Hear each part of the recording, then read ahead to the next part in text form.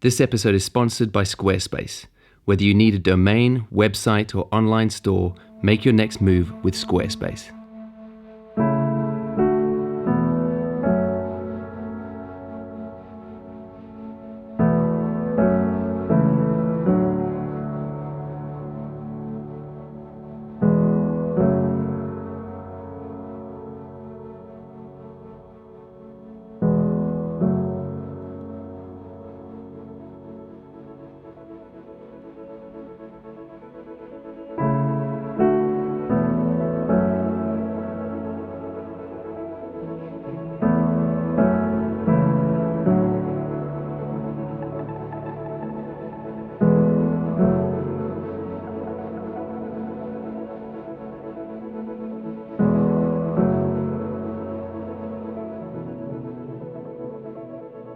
Not long ago, we had another New Year's roll around. And it's an odd time of year, isn't it? Because it's almost like an inflection point, like a little liminal space between what was and what is yet to be. And so I think it's quite natural that a lot of us at that time of year are thinking about how are we doing, where things are going, and are we happy with our progress? Sometimes we hit that particular season and we feel good about things and we're hopeful for the future. But sometimes we hit this time of year and we just feel a sense of sadness and despondency. Maybe because we feel we're not making enough headway, or that our life is heading in completely the wrong direction. When this particular new year rolled around for me, and for no apparent reason that I could point to, because on paper, the next year is looking pretty good, but for some reason I just felt really low and a bit hopeless. In fact, if I'm really honest, there was a minute there where I was contemplating giving it all up. YouTube, writing, maybe even photography. But I've learned over the years not to make big decisions based on short-term emotions, because feelings aren't facts and they will pass or at least change. Walking away from something that you really love is a big decision to make. And so I like to put myself through a few mental tests before I make a massive choice like that, especially based on transitory feelings or emotions. I want to make a rational choice that will stand the test of time, especially once those feelings have dissipated. Because we all have moments of doubt or instances of weakness where we just feel like packing everything in because we're losing our motivation. Maybe you find yourself in that spot right now. So I hope that in this video, me sharing what I do when I get into that space will help you if you're in that space too, and will help you to make the right choice for you. It might sound counterintuitive when you're in that dark space, but I start with celebration. When I find myself in that place where I'm just tempted to throw in the towel, I sit myself down and I remind myself how far I've come. One of the reasons I think we can start feeling low or like we're not making enough progress is that we're comparing ourselves to the wrong things. If we just compare our work to the best photographers out there, or the best writers or filmmakers or musicians, of course our work is going to pale in comparison. And we can find that discouraging and like we're not developing fast enough. But what if, instead of comparing ourselves to the very best out there, instead we compare ourselves, who we are today, with who we used to be, and we celebrate how far we've come in the meantime? During this recent patch, when I was doing a lot of this questioning, I actually took myself back to my YouTube channel and watched some of my early videos, which is something I never do. And as I watched them, I realized how much better I'd become, how much better the cinematography is, and the color grading, and the music choices, and the editing and cutting, and the interview questions I ask, and the scripting and the writing. Everything has gotten better. Am I as good as my favorite filmmakers out there? Not by a long shot. I'm not even as good as my favorite YouTubers out there. I've got a long way to go, but I cannot deny that I've made a lot of progress. I even went back to the beginning of my Instagram posts and started scrolling through to remind myself of where I began. And looking at that work, it was so ham-fisted and over-edited and messy with obvious compositions. And looking at my work now, it was immediately clear how much cleaner it is and more mature, and how I really like the style that I'm developing for myself. There was no question that there was a clear trajectory that showed I was getting better all the time. Am I the photographer I want to be yet? No, not by a long shot, and I'm very hard on myself. I want to keep developing myself. But there's no point in sitting in the middle of my journey and just looking up at who I want to become and pretending that I'm at the bottom somehow and I've made no progress and making myself feel bad. Instead, I have to look down first and realize how far I've climbed up, how much better I've got. And then when I look up, realize that I've made a lot of progress already. It just means that there's further to go. So if you feel like giving up, before you do, give this a shot. Go back and look at your early work and get honest with yourself. Can you see progress? Because I bet you can. And before you let those negative emotions just drag you down and make you want to give up, celebrate the progress you've actually made, because it will give you perspective. The second thing I do is to remind myself why I love what I do.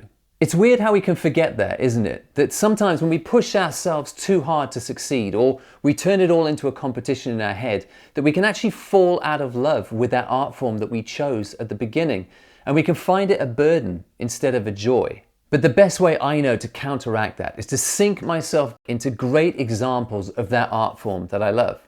So I'll sit myself down and bring up my favorite films with my favorite cinematographers and be inspired by the visuals. Or I'll listen to great communicators because they will inspire me to want to write and communicate to other people. Or I'll find a great book to read by a really talented author because they'll inspire me to want to write again. Or I'll go to my bookshelf and start pulling off photography books from my favorite photographers, because I know as I spend time with their beautiful visuals, it will make me want to pick my camera up again. And that's why I think it's really important to celebrate your own progress first, because you want to go to these great artists for inspiration afterwards and not turn it into a competition in your head.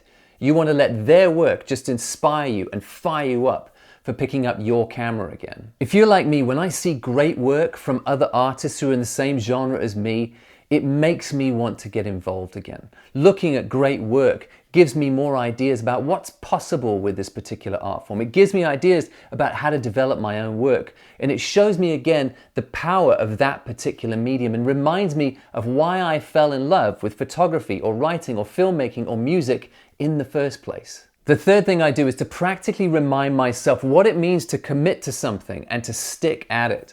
And this is the point where we're going to get a little bit tough on ourselves. But because we've done those first two steps, I think we're ready for it. Early last year, my grandfather passed away. And you'll know him on this channel because I actually did an interview with him where he talked me through all his photos that he took during his time with the Royal Navy at the close of World War II. And he died at the age of 97 and lived, thankfully, a very full and interesting life. When he was around, our family used to joke that he had a particular favorite word. We'd be sitting around and he'd ask a leading question, something like, "Do you know how I succeeded in life?" And as a family, we'd all repeat the words together in unison because we'd heard it so many times and knew what he was about to say. Tenacity. I like that word now, not just because it reminds me of him, but because I think he's right. I used to think he just meant just suck it up or something like that. And maybe he did in a way because he came from that generation that just seemed to be pretty mentally tough in a lot of ways. But I think it means more than that. You see, I think many of us tie our motivation to how we're doing in the short term.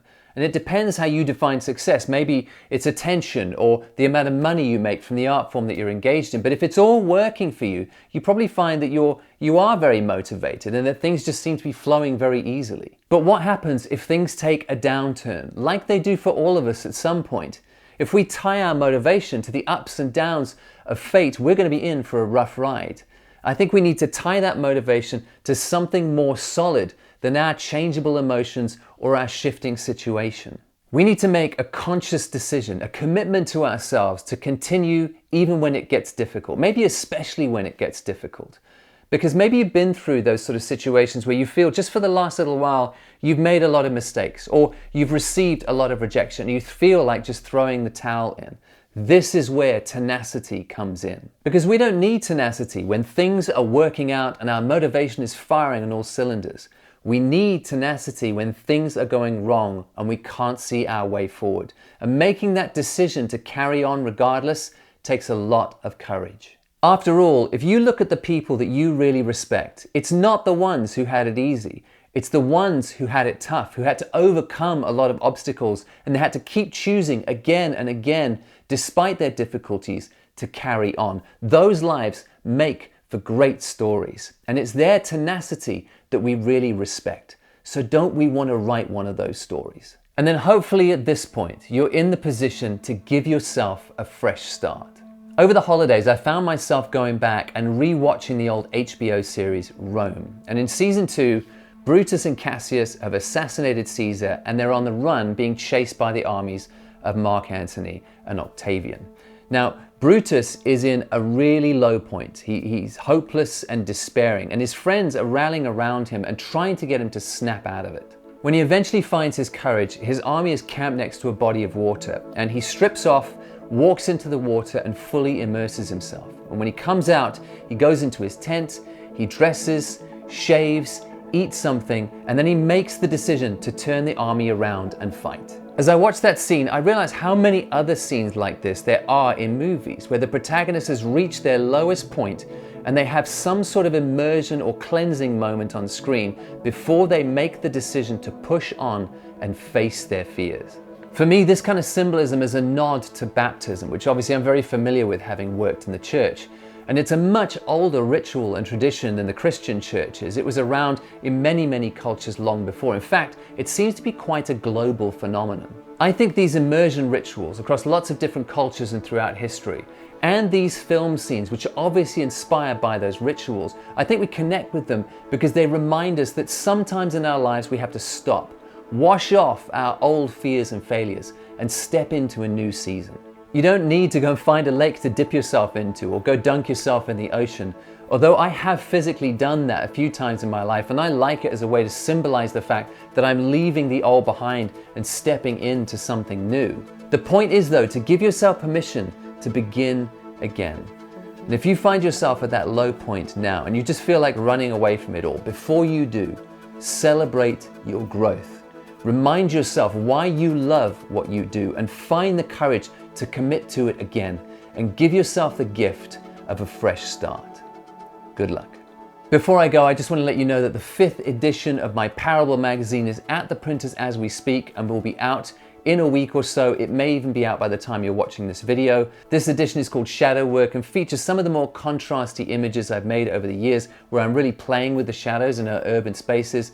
And the writing is around photography and the use of shadows, and also thinking about the shadows that we actually have lurking within us and how we can integrate them into our personality. There are already 4 other volumes of Parable out there, each featuring writing and photography around a particular theme, and they're all available as physical copies or digital copies with an MP3 file with me reading the magazine to you.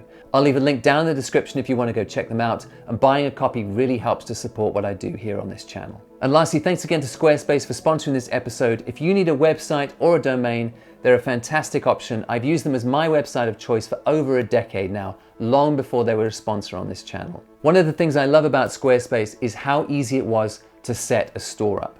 A lot of us as photographers want to sell our work from our website, but personally I was a bit intimidated about how that would work, how it would take money, how I would make sure everyone gets their products. But setting my store up couldn't have been simpler. I could load up images of my products, write descriptions, set prices, and then when people purchased, I could see all their details so I could send the item out to them, and they would even get an automatic email letting them know that their item was on the way. It couldn't have been simpler. Start your free trial today at squarespace.com and go to squarespace.com/Sean Tucker to get 10% off your first purchase.